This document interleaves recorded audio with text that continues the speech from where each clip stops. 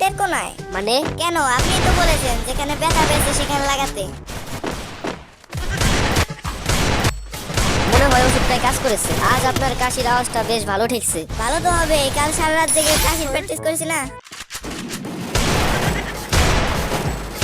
Doctor সাহেব আমাকে বাঁচান, আমি মনে হয় 10 মিনিটের মধ্যে মারা যাব। আচ্ছা, আপনি একটু অপেক্ষা করুন, আমি 20 মিনিটের মধ্যে ফিরে আসছি। ডাক্তার সাহেব, আমি আমার ওজন কমাতে চাই। তাহলে আপনি প্রতিদিন 5 কিলোমিটার করে দৌড়াবেন। ডাক্তার সাহেব, আমার ওজন তো অনেক কমছে, কিন্তু আমি বাড়ি যাবো। আমি প্রতিদিন 5 কিলোমিটার করে দৌড়াতে দৌড়াতে বাড়ি থেকে 1825 কিলোমিটার দূরে চলে আসছি। ডাক্তার সাহেব, আমার পেটে অনেক গ্যাস, কিন্তু ভালো দিকেই যে আমার গ্যাসে কোনো গন্ধও নেই, শব্দও নেই। এখানে বসে আমি 15-20 বার গ্যাস ছেড়েছি, কিন্তু কেউ টেরই পায়নি। এই ওষুধটা খান, আর 1 সপ্তাহ পরে আসবেন।